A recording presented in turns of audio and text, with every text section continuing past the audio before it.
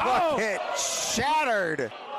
You don't want to shove Filthy Tom like that. You'll get choked out. Hey everyone, Brian Zane here, and it's time for my review of AEW's All Out pay-per-view, which took place this past weekend in Chicago, Illinois. I actually traveled to Chicago this past week to be part of Black Label Pro's Crown and Glory event, and that was a great time.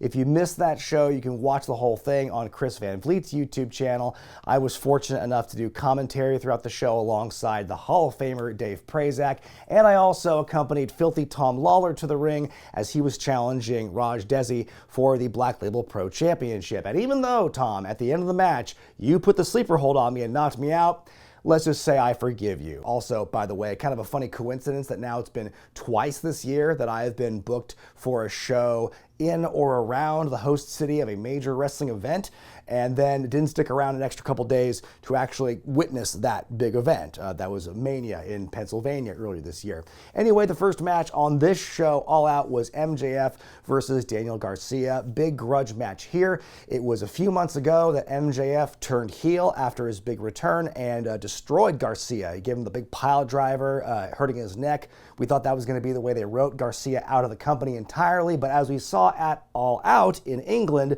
Garcia very much still sticking around. So that's the big story here, is this big grudge match. Daniel Garcia has something to prove, and MJF, who after All Out renounced his American heritage, now is just kind of regular MJF, the scumbag once again.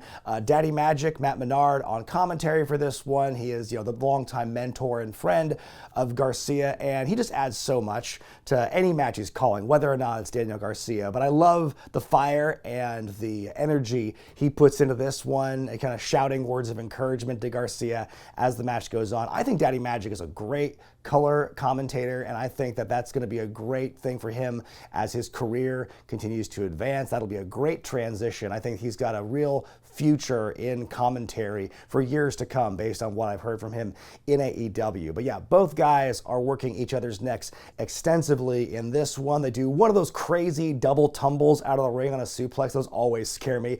Daniel's almost counted out and waits until the very last second to finally just jump up and run back in. Garcia is bleeding after MJF. It bites a forehead, just ragdolling him and stuff. MJF going for this second rope tombstone, but Garcia fights out of it. Huge DDT off the top. Garcia is firing up, and then MJF just spits this huge loogie into Garcia's face. Not the only time we're going to see people doing big loogie spots in this show, as if that's the biggest problem this show had, or the biggest controversy the show had here. Garcia fighting his way through a German suplex. The fighting spirit hits one of his own. They trade submissions at one point, and Garcia, who's like trapped with all 3 out of 4 of his limbs, still able to get the rope break. I popped big for that.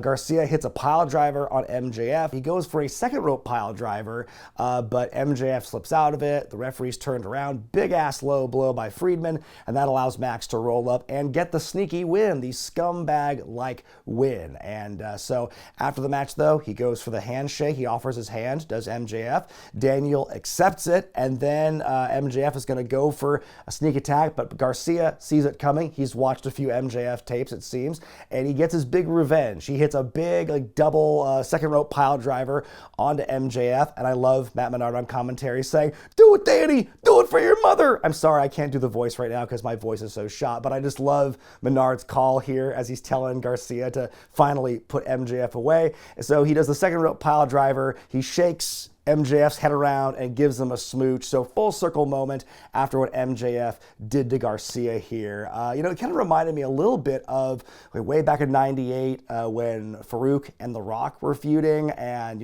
Farouk didn't beat Rocky for the Intercontinental title, but hit him with a pile driver anyway. This was a bit more of an amplified version of that, but I give this match 4 stars out of 5. What a hell of an opening match here. Just I love a match with 2 young guys with a lot to prove, a lot of energy. These guys just were beating the hell out of each other throughout the entire time, and you could see and you could feel the animosity as you were watching it. It was just a hell of a fight from bell to bell, and it makes sense for MJF to get the win here.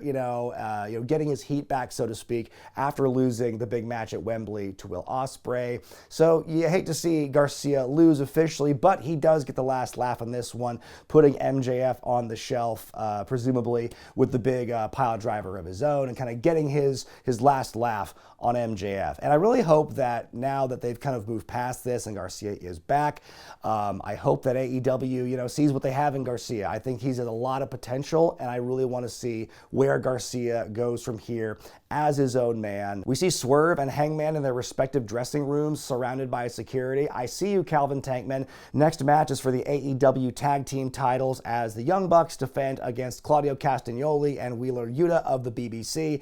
I mean the BCC, as Nigel McGuinness made that same mistake. Oh, I didn't expect Wheeler Yuta to be a British media personality. Speaking of Nigel, man, he is great on commentary in this matchup here. Like him clowning on Tony Schiavone when he uses big words. He's like, get yourself a thesaurus. See, it's like a dictionary, but it has synonyms and stuff. And then they're kind of giving it right back to him because a couple of times on commentary, they bring up the Pure Championship and say, oh, that's the belt that Wheeler Yuta put on the map. And Nigel McGuinness is just heated. Don't you dare say that. Try one more time. That was having me in stitches.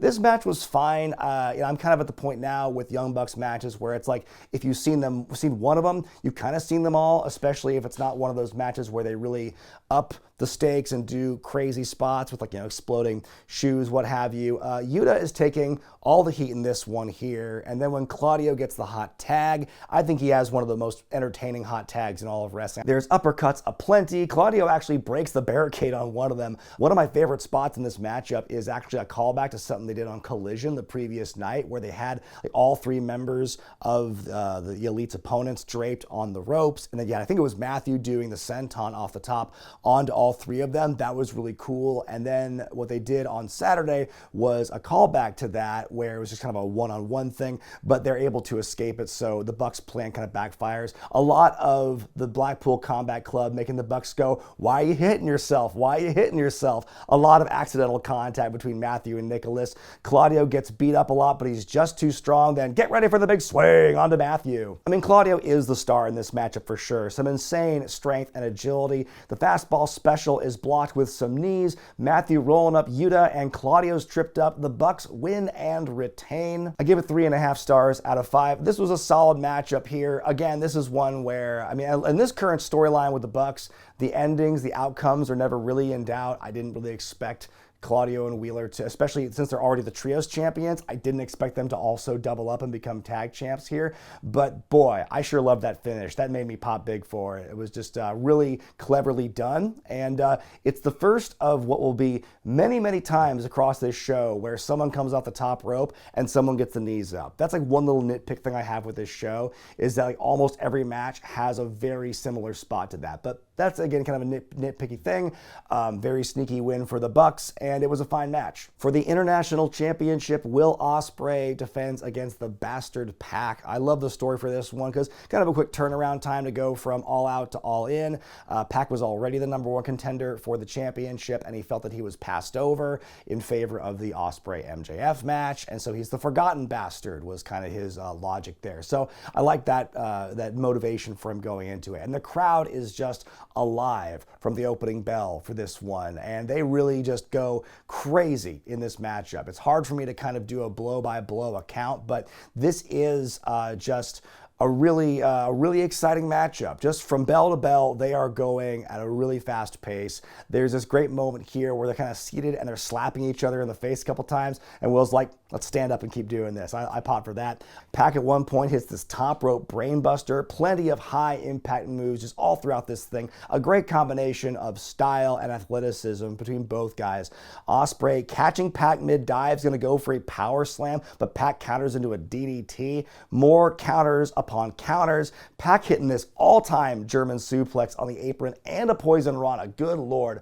Ospreay's able to get a rope break though on that brutalizer. The Black Arrow blocked with the knees. There's those knees again. This match has the crowd in Chicago just on their feet. Look at this counter from Ospreay to Pac. Mid powerbomb move. That was insane. We get a fight forever chant. The Avalanche poison rana is countered. We get the hidden blade and Oz Cutter. More counters. Ospreay's able to hit the Styles Clash as well. And one more hidden blade actually gets the job done. That was amazing. I'm going to give it 5 stars out of 5. Good Lord. what a match this was. I was just kind of on the edge of my seat the entire time. They were just like hitting you so fast and so quick with those like high impact moves. Like I said, I couldn't comprehend some of the stuff they did in this matchup. Some just like really physics defying stuff in this matchup. If you like the high flying business, then this is the match for you. And just in terms of pure athleticism, pure your wrestling skill in the ring, I would have to give this match top marks, because on that level, this was definitely my favorite match of the night. So after a match like that, how can Willow Nightingale and Kris Statlander possibly follow something like that? Well, it's a Chicago street fight. It's no rules. And if there's one thing that these ladies are good at, it's hardcore matches. Because, man, they absolutely brought it here in a level that I did not expect, and it totally blew me away. First of all, I love Stokely Hathaway being involved in this matchup here, bringing in the chair that says New Jack RIP on it. Early on, Willow's powerbomb through the Spanish announce table, Kris diving off the top and going through another table, and that was scary too, because Willow's moving out of the way. Kris goes through the table and her leg just whomp on the back of Willow's head, and you see Willow, her head hitting the ground. That was probably the scariest part of this match to me, but she was able to recover and just pounces Kris through the barricade. They fight their way up to the ramp, and you hear Kris going, "Stokely, get the stuff!" And the entrance area, Willow bashing light tubes over Kris's head. That was a fun visual. And then they're on the ramp, Kris spearing Willow off the ramp and through the tables on the floor. Good God almighty. They're finally back in the ring now. We have a chain brought into the ring. We have thumbtacks, and Stat is going for her axe kick, but she misses and hits a big split right on the tacks, and you could hear just Kris's screams of pain still reverberating in my mind. But man, what a gnarly thumbtack spot that is. I thought I'd seen some pretty messed up thumbtack bumps in my day, but that split was right up there. After a Death Valley driver on the tacks, Kris grabbing a chain with some wrist straps on the ends, she ties them together. There's more fighting. Kris hits a tombstone. She wraps the chain around Willow's mouth and head area, pulling back until Willow gives up and Kris wins. I give it 4.5 stars out of 5, because this match honestly had me smiling from ear to ear the whole time. And like I said, how are you going to follow up Will Ospreay versus Pac? How can you possibly match the excitement level from what we saw in that high-flying exhibition? Well, you beat the shit out of each other with weapons, and you do some crazy stuff like we saw Willow and Stat do. And I think this was just a great punctuation to their feud. The former best friends now turned bitter rivals. You could see the emotion in Willow's face as this was going on, and these two just beat the hell out of each other in a very insane match, to put it bluntly. And I loved every minute of it, and I think it was just so fun to watch what they did here. And speaking of Ospreay, we see him backstage celebrating his title defense. He calls out Ricochet and say his name, and he appears. I believe in Rico Chet. They get in each other's face, and Will tells Rico to line up some more wins, and they'll have that title match, and I'm excited for that one. Of course, it was the best of the Super Juniors match they had many years ago, where they broke the internet with their big flip-de-doo, and that created this whole debate over headlock versus dive. I even talked about that at the time, and I think the wrestling world is ready for a rematch with these two. Both those guys have grown and evolved so much and just gotten better over time, and now with that future matchup that they're clearly building to here, that's got money written all over it, and I think those two are going to be really good opponents for each other when that match inevitably happens. A four-way match next for the Continental Championship as Kazuchika Okada defends against Mark Briscoe, Orange Cassidy, and Konosuke Takeshita of the Don Callis family. Speaking of Callis, we know that he joins commentary as this match begins, and I can hear Tony Schiavone go, "How you doing, buddy?" I'm like, "Buddy? You're calling Don Callis buddy? What the hell kind of weird timeline are we in now?" Right away, we get this face-off with Takeshita and Okada. The fans pop huge for it, but it doesn't really go anywhere just yet. Briscoe and Orange are doing some cactus elbow drops off the apron. I was a big fan of that. Orange is a little less energetic, of course.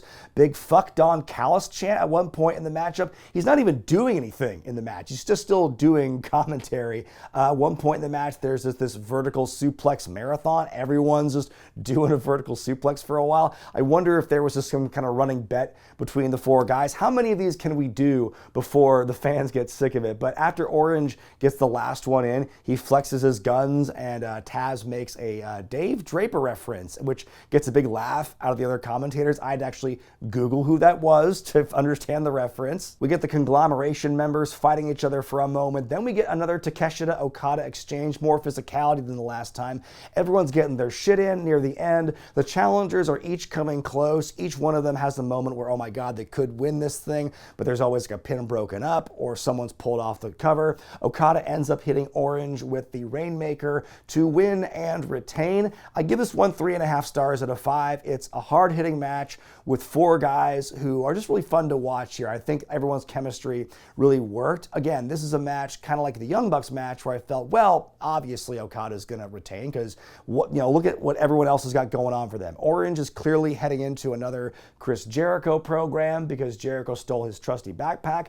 Mark Briscoe's already the ROH World Champion, doesn't need the Continental belt. And then you've got Takeshita, who right now is just kind of like floating around, like not really doing anything specific at the moment. But I think based on that crowd reaction, the fans want to see Okada and Takeshita. And I would not be surprised if they pull the trigger on that sooner than later. That would be a really fun match to watch. I think those two have styles that will mesh very well together. That's going to be a hard-hitting affair for sure. And yeah, I think it was just a great showcase for all 4 guys, even if the outcome was never really in doubt. For the TBS Championship, Mercedes Mone defends against Hikaru Shida. And the big story in this match is Camille is banned from ringside. Also banned, presumably, the memory of Dr. Britt Baker. I mean, I know that the match they had at All In with her and Mercedes was not great, but man, I was kind of surprised they have not made a peep about Britt since that match took place. Early on, Taz is getting hot at Shivani. I forget what he said here, but Taz is getting all mad. He says the S word on the live mic. I know you've been doing this for 100 years, Shivani. He's getting really hot about something here. Good back and forth in this matchup here. Good aggression between the two of them. It's a very physical encounter with these two. Mone does some mockery as the match goes on, does some of the bowing as she gets her heat in, including at one point where she's got the chin log wrapped in there as well. Mercedes doing the big knees into the gut in the corner at one point. I love this spot where we get 6 Irish whip reversals and Mercedes takes a big face plant into the corner. I like Shida's counter here where she lands on her feet after getting pulled up by the foot. Big clothesline here. Both ladies are laying it in, but Mercedes makes this comeback. She goes for the frog splash, but there are those knees again. The 3 amigos are met with 3 Falcon arrows. Shida kind of hits 3 katanas in a row. I think only one of them actually looked good. The first and the third ones just looked kind of like snug and kind of hard hitting. Shida, there's this spot where they have Hikaru's like kendo stick in the corner. There's a tug of war and Mercedes loses the tug of war. And you see this moment where Shida is thinking about hitting her with a kendo stick. She decides not to do it, but that is kind of her undoing because Mercedes goes for the Mone Maker and can't quite get it, hits the knee one more time, hits the Mone Maker for sure, and wins the match to retain. I don't care for that finishing move. I don't think it's ever really looked good, ever, even when it's hit perfectly, but there you have it. I think it was a solid match. I don't think it was as bad as, Mercedes and Britt Baker in Wembley, and it was certainly no Willow and Statlander, but I still think that this was a really good match. I think that, Mercedes has been getting a lot of hate, not just since being part of AEW, but long before that. And I think that it's a lot of it's not justified. I think that this matchup was a good showcasing of her abilities and Hikaru's as well. It wasn't a balls to the wall match that we've seen from her before. Like it wasn't, oh my God, Sasha Bailey from Brooklyn, but I think it was still a very fine match. In your first of 2 main events for the AEW World Championship, Bryan Danielson defends against Jack Perry, the scapegoat. We see him rolling up in his scapegoat bus, and the Young Bucks kind of greet him at the door, and they walk to the arena. There is an audible CM Punk chant, but then it's kind of immediately drowned out with a fuck CM Punk chant. So I thought that was very interesting. Also in this match, there is an "Oh, Cry Me a River" chant. And I think that, everything they've done to build Jack Perry up as a heel has worked. I think that in the long run, everything they've done where it's like, They took him off TV for a long time. They showed that footage from Wembley last year with him, CM Punk, and the presentation they've given him so far, I think it's gone a long way in making heel Jack Perry work. And yes, a lot of it is I think is still built off the resentment some people have about that involvement with him and CM Punk, but they've turned it into, an angle. They've made it work for them. And like you saw in this matchup here, they're in Chicago, and this could have been an opportunity for the Chicago crowd to just rain hellfire down upon him with the CM Punk stuff, but you can tell even the crowd in AEW is kind of sick of that, and they were kind of drowning out the pro CM Punk chants. And we saw that as well at Windy City Showdown, like the last time Perry was in Chicago, where he kind of had the crowd in the palm of his hand by the end of it. Jim Ross joins commentary for this and the last matchup here. I love his line saying, "We got two great main events, and we got Taz." The match starts out kind of slow. We do get a flying surfboard by Danielson early on here, and it's a nice springboard plancha to the outside as well. Jack hits this draping DDT off the apron, soaking in the heel heat. I do love his cocky demeanor and the way he plays off the crowd in this matchup here. There's also a "fuck you, Jack" chant. Danielson finally responds with this big back suplex off the top, goes on a bit of a run, but Perry stops him. Danielson hits this big double underhook suplex off the apron onto the floor. Yowza, wowza, that looked like it hurt. Perry's got the STF locked in at one point. There is a big old referee bump, and the Young Bucks come in to do some damage, but then you've got Claudio and Wheeler Yuta chasing the Bucks out to try and even the odds once again. Perry making a smug little face when he does the yes taunts with the middle fingers, but walks right into a Busaiku knee. Perry slaps Danielson, but it gets him a "you fucked up" chant. A crazy knee from Danielson, but we get a kick out. Time to kick the head in, they say on commentary. Jack remaining defiant to the last as Danielson hits one more Busaiku knee for the win and retaining the championship. But after the bell, in comes Killswitch with a cheap shot. We tease this Jurassic Express reunion here. The look on Jack's face is very interesting. Then in comes Christian Cage and the Patriarchy. Could he be cashing in? But wait, here comes Jon Moxley to cut them off. Then the rest of the Blackpool Combat Club and Pac. The Patriarchy back off. We get this moment here with the Blackpool Combat Club. Then suddenly Claudio uppercuts Danielson. Bryan looks very shocked and confused. Then Moxley with a plastic bag over Danielson's head, suffocating Danielson as you see Wheeler is trying to stop it, but Pac is holding him back as Moxley continues to put the bag over Danielson's head. Shades of Terry Funk and Ric Flair, shades of Necro Butcher. Marina Shafir is involved in this as well. Crazy moment as the fans chant, "This is murder." Danielson getting oxygen and is carried out of the arena. I give it 4 stars out of 5. I think it was a fine match, a great first defense for Danielson. I think it's funny how many people poo-pooed the idea of Perry being the first defense, for whatever reservations they have about the CM Punk drama, or they'll say he's not good enough at this or that or whatever. But I think if you're just watching the product and see his evolution for the last several months since his hiatus, I think he's done a really good job kind of filling out that heel role. And he's a young, cocky, shit-eating grin kind of foil for Danielson, and I think he did a good job playing that role. Again, the crowd could have shat all over it, but they didn't, and I think they treated him accordingly, and I thought the match was fine. And so then the match happens, Danielson wins, and then the Blackpool Combat Club turns on him. Fine. Then there's the plastic bag spot. And, I get why some people were upset by it. I also understand why people didn't mind it. I'm personally on the fence. I don't really think I have an opinion either way. To me, it was just kind of there. I was like, oh, okay, kind of a shocking moment, but I am aware that these guys are professionals. And my one nitpick with this spot is that, when you look at what happens in the very next match, it can be come off as a bit redundant.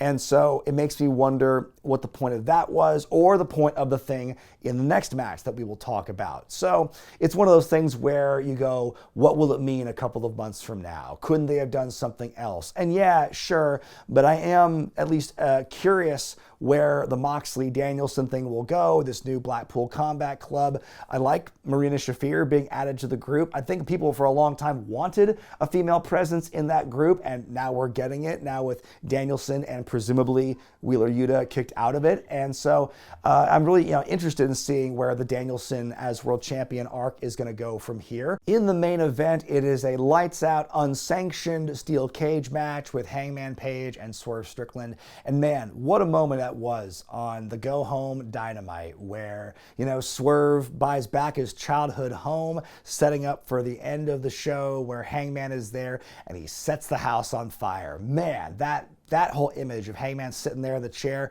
with the blazing house behind him, that went so hard. And it's such great drama. Like, you can talk about some of the spots that happen like throughout their feud and whatnot. But I think in terms of pure drama and storytelling and heat, no pun intended, I think this has been just one of the best storylines across all of wrestling this past year or so. The way they have kind of turned the face-heel dynamic with Swerve and Hangman on their head, how Swerve was clearly the bad guy at the beginning of this thing, and then he became an anti-hero. You see Page getting resentful about the fans choosing whose side they were on, and it driving Hangman further and further into madness. And now that Hangman, after months of him saying, he broke into my home, he did this and that, and that's why I'm more above him morally, he loses the moral high ground when he burns the house. And they repeat this kind of point on commentary a lot in this matchup. Both guys are bad men. They have done bad things. They are both to blame for it having gone this far. And I think that is just really strong storytelling, that they're both these guys with these shades of gray, and they have things that are likable about them, but also things that are very despicable. But right now, Swerve is kind of the flavor of the month, and he's got the fans on their side, and Hangman just couldn't handle that. But man, yeah, that moment of him setting the house on fire, that is such an extreme, but for this storyline and for the lengths they have gone to and will go to in this matchup here, I think it all just kind of works, and I think it was a great twist. I love seeing Hangman coming out from the heel entrance for the first time, Swerve wearing an entrance shirt with a picture of Hangman and the burning house on the back. Weapons are brought into the ring as the cage lowers, and right from the get-go, they are just going crazy go nuts here. There are staples, there's barbed wire, there's a moment where Hangman kind of threads the barbed wire into the cage wall and rubs Swerve's face into it. That, of course, gives Jim Ross the ultimate opportunity to go, they don't teach you this in wrestling school line. He was waiting to drop that one there. We have some loud chair shots as well in this thing. The chair they're using just it reverberates throughout the arena. Swerve is able to come back for a second, hits this buckshot by rolling off the referee's back. Swerve brings out a Cinderblock, a great exchange on commentary at that moment where Jim Ross goes, I've been hitting the head with one of those, and Taz goes, yeah, I've been hitting the nuts with one of those. And Tony goes, thanks for sharing, Taz. Swerve hits a damned vertebreaker on the cinder block. You can see the huge abrasion on Hangman's back. Yikes. Swerve stomped through a table, still not enough.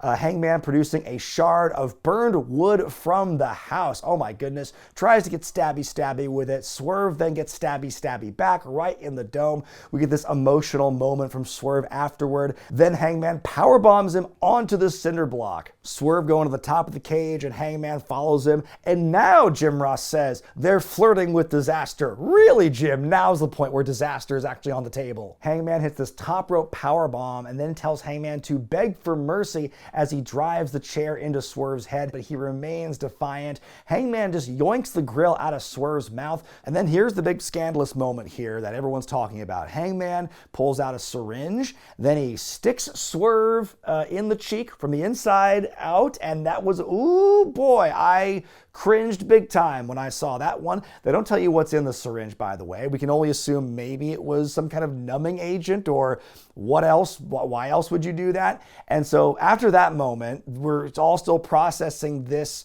Holy shit, they used a needle in a matchup here. And then the final thing, Hangman takes a chair and just brutalizes Swerve, hits this big headshot with this chair that just kind of collapses on impact. And then the referee calls the match right there, rings the bell. Hangman has won the match. And then there is this, everything after the bell, Hangman's facial expressions tell such a great story just in the moments where there's no more action, there's no more violence, and then you just see what Hangman is processing and thinking. He's this kind of look of, what have I done? He's finally kind of like gone down this path of total darkness and total evil, like the violence was meaningless kind of look. And there's this moment where he's going up the ramp, and then he stops, he goes, takes a couple steps down, and you hear these women shrieking. You hear the crowd go, oh my God, he's gonna go back and do more. And then Hangman stops. And then he kind of more the realization of what he's done and kind of like accepting that this is how he is perceived now. And he's just kind of silent. And then just before we go off the air, he starts screaming in like some kind of elation or pain or something over the realization he's finally done what he set out to do months ago and beat Swerve Strickland. He defeated Swerve, and that's how the show ends. This was a brutal matchup. I think it absolutely lived up to the hype. And let's talk about that needle spot, because that's what everyone's talking about. There's the Cinderblocks spot, yes. There's the chair shot, yes. But I think the needle is what everyone's talking about. I personally think that if you're gonna, the needles seemed excessive. Kind of like the plastic bag thing. It's not for me, but I can see why people are open to it and accepting of it. And I can also see why people are horrified by it. It's not a thing you want to show your kids. But then again, they're advertising this unsanctioned matchup, and you know where these guys have already gone in matches in the past. These guys were literally drinking each other's blood at one point. So it just feels that, especially after someone's house has been set on fire, there's going to be some crazy ass escalation. And I can't fault them for trying that. I can't fault them for doing that. I just do think that you already had a spot with a suffocation with a plastic bag in the previous match. I think the needle is just it's a bit redundant. It's like you're already suffering this big shock from one thing, then you've got this other big shock here, and then there's the big headshot with the chair. Now, they say the chair is gimmicked. You can see that big seat panel. It breaks off on impact, so it takes away some of the impact there. So, you have the chair shot. Why do you need the needle? Again, it just shows you like how crazy Hangman is and how far he's willing to go. So I can see how they justify it. Again, it's not for me. I'm not going to say that it was wrong of them to do it, but I do think it's just like the timing of it, and compared to the last match, it just seemed unnecessary. But I'm not going to say it was wrong. And so it's a matter of preference. If you keep comparing what AEW does, and if you keep comparing Hangman Page and Swerve to like CM Punk and Drew McIntyre, then you're doing everyone a disservice, because AEW is not WWE. AEW paints itself as the alternative. It is for the sickos, as they have famously said. And so if you like that, great. If you don't, I hate to be the kind of person where like, if you don't like it, don't watch, but that's kind of where I sit on this, where I'll see that and I'll say, holy shit, that was rough to watch, but like, okay, like that was still crazy that they went that far, and I give them all the credit in the world for doing that. Obviously, I'm not going to show that to my kids. Obviously, like I'm not going to, if I know this match is happening, I'm probably going to leave after the Danielson Jack Perry match, because that was already kind of horrifying enough with the plastic bag. But I would have a conversation with my kids at least about it. But yeah, it's just one of those things where, yeah, it's not for kids, this moment here. And, it's up to you as the viewer, as the consumer, to make that call. But I get why people are upset about it, because of, again, the excessiveness of it all, and like, how much further can you escalate it? Where can you go after this? I would hope they can't really go anywhere after this. This has to be, for me, like the end of Swerve and Hangman. Because once you've gotten to this point, yeah, I feel there needs to be a big old cooling off period. And I think that, it was what it was. It's going to go down as this big moment in AEW's history. I don't think it is the death knell of AEW. I see these people, saying, oh my God, it's so violent. But you know what? Wrestling is violence. And wrestling is nonstop violence. It's all a matter of degree. And so, it's a matter of preference. It's a matter of perspective. And yeah, hitting someone with a needle in a matchup is pretty fucked up in a show that has featured like super kicks and headlocks and all that other shit. But it's like, It's unsanctioned. So, where do you think they're going to go? They're just going to try and take it to the limit. That all being said, my final grade for All Out 2024 is an A. I mean, boy, this show got really dark after the mirth and the joy we saw at All In. They're letting all the demons out. That's why they call it All Out. And certainly there's going to be a lot of hand-wringing for the next, couple of however long, as for a long time it seems, over the plastic bag spot and the syringe spot. And again, I get it. I get why people would be upset or turned off by that, but I also get why people say, hey, let it ride, man, because AEW is the alternative. I hope that those two moments don't take away from what was otherwise a really kick-ass show with a lot of great matches. I mean, from the opening bell, MJF and Garcia told a great story. Ospreay and Pat kicked all kinds of ass. Willow and Statlander did as well. So did Danielson versus Perry. So did that cage match. And yeah, again, that moment after the match, that moment of clarity with Hangman and Page, the realization that there's no going back, that alone to me is a top 10 AEW moment on the year. And so I think that it would be unfortunate if fans kind of took away from this whole night of a great variety of matches with a lot of great action and looked at those two moments and said, well, that's going to ruin the whole thing for me. Wrestling's a lot of different things for a lot of different people.